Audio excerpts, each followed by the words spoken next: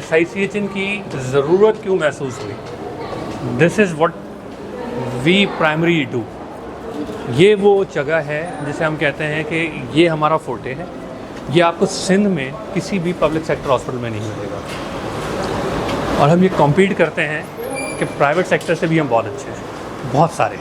So this is our neonatology. और इस न्यूनेटोलॉजी में एक चीज़ आप ये देखेंगे कि ये जितने इंक्यूबेटर हमारे लगे हुए हैं, दिस इज़ 7, और ये 7 के कोई हमारे 6 कमरे हैं, हर रूम में 7-7 हैं।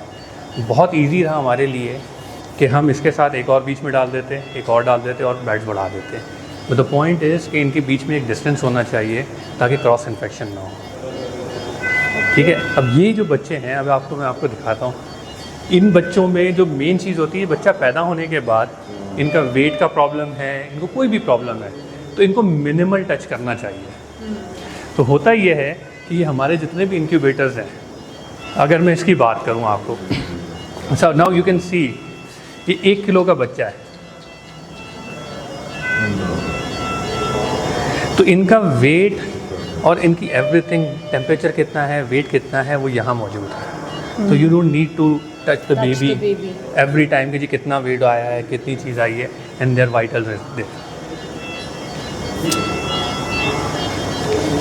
सो this is not the one. ये आपको 1 किलो का नज़र आ रहा है। हम आगे राउंड करेंगे तो आपको कहीं ना कहीं ऐसे बच्चे नज़र आएंगे लेस देन 1 kg में।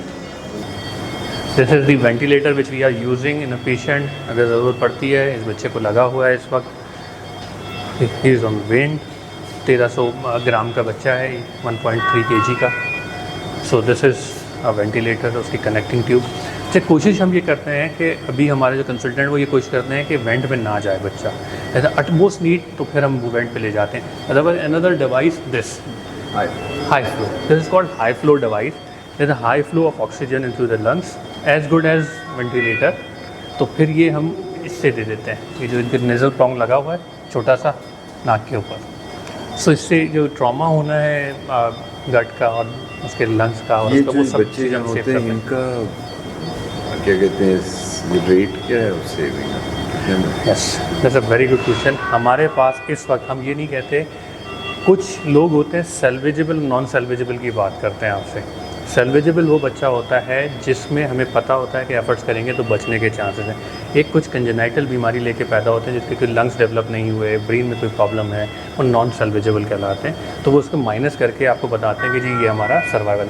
बट अगर मैं सबको मिला के भी बात करूँ तो 84% हमारे न्यूनेटल सर्वाइवल रेट है। Yes, 84%। This room, another room, ये स्लाइटली बिगर रूम है। उसका रीज़न ये है कि these both are septic room. Septic किसको कहते हैं? हम वो बच्चा जो पहले दिन पैदा होकर हमारे पास आ जाते हैं, हम उसे कहते हैं उसमें कोई इन्फेक्शन नहीं होगा, हम उसको डायरेक्टली इन 4 रूम्स में रखते हैं। हमारे साथ अनफॉर्चुनेट यहाँ है ये है कि यहाँ जो कुरंगी में गायनी का ऑप्स का जो डिपार्टमेंट है वो 12 बजे बंद हो जाता है। तो अगर कोई 1-2 बच्चे पैदा हुए भी हुए, इवनिंग में कोई डिलीवरी नहीं होती। तो हमारे पास इनबॉर्न बच्चा नहीं है। बच्चा कहीं बाहर पैदा होगा, क्या कहते हैं इसे, आउटसाइड JPMC वेयर एवर, और फिर वहाँ से वो बेचारा एक दिन कहीं रहेगा, उसके बाद आएगा तो अपने साथ इन्फेक्शन लेके आता है। सो व्हाट वी डू कि हम उनको यहाँ लाते हैं पहले, ठीक है, सेप्टिक रूम में। सेप्टिक रूम से उनका हम कल्चर करवाते हैं। कल्चर होता है, जब वो नेगेटिव आता है then they move out to the non septic room.